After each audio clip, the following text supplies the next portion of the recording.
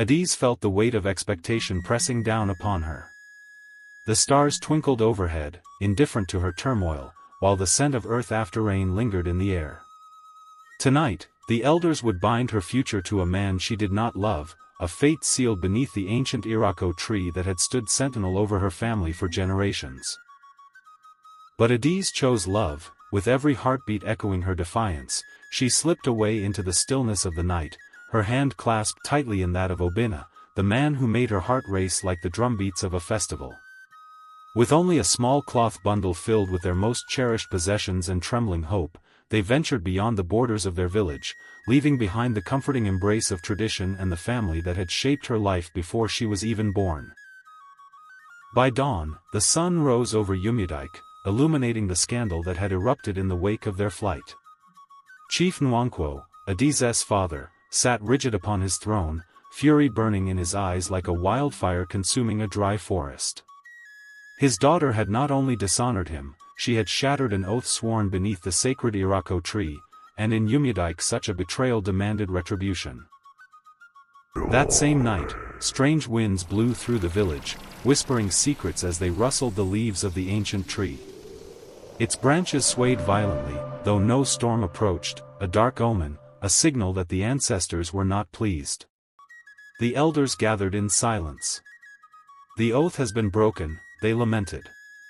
The debt must be paid. Days turned into nights as Chief Nwankwo's health began to dwindle. It started with an inexplicable weakness, a faintness that clung to him like a shadow, then escalated into a fever that raged like the tempest outside. He woke, gasping for air, haunted by the voices of the ancestors calling his name from beneath the Iroko tree. The once mighty chief grew thin, his strength fading with each passing hour, while no healer could decipher the nature of his affliction. Desperation clawed at him, and he commanded his guards to scour every neighboring village. They traversed dense forests and crossed rivers, driven by whispers and false sightings, yet Adaeze and Obina eluded capture, hidden in a quiet village where no one knew their names. Life in their new home was far from easy.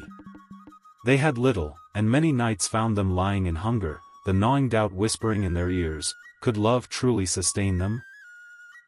Yet amid the trials, joy eventually found its way into their hearts. Years later, Adaeze gave birth to a beautiful baby boy. The first time Obina placed their child against her chest, tears streamed down her face, filling the void that had haunted her since their escape. But as the sun rose each day, the guilt of leaving her father behind began to overshadow her happiness.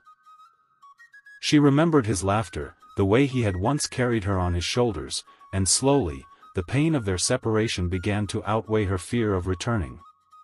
One morning, with their infant son tightly wrapped against her, she turned to Obina, her resolve firm. "It is time to go home." Their return to Umudike was met with a heavy silence, a stark contrast to the vibrant life they had left behind. The villagers stared, some whispered, others turned away, but Adaeze kept her focus, walking straight to her father's compound. What she found shattered her heart. Chief Nwankwo lay frail and hollow, his powerful presence diminished by illness. In that moment, words faltered. Tears pooled in Adaeze's eyes as she whispered, "This happened because of me." Her father met her gaze, then shifted his eyes to the child cradled in her arms. Stepping forward, she placed her son in his trembling hands, the gesture heavy with unspoken forgiveness. As Chief Nwankwo looked down at his grandson, something within him softened.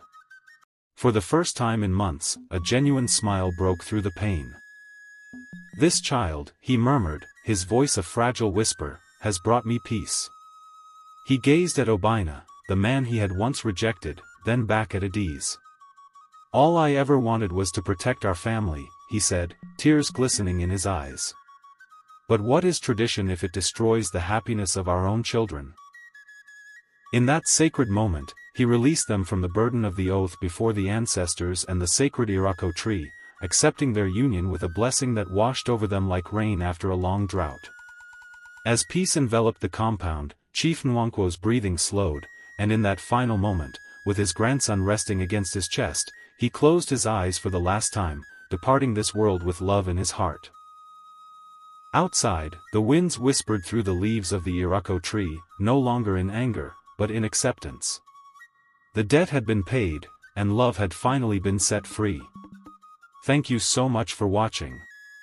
If you enjoyed this story, please like, share, and subscribe for more African tales like this.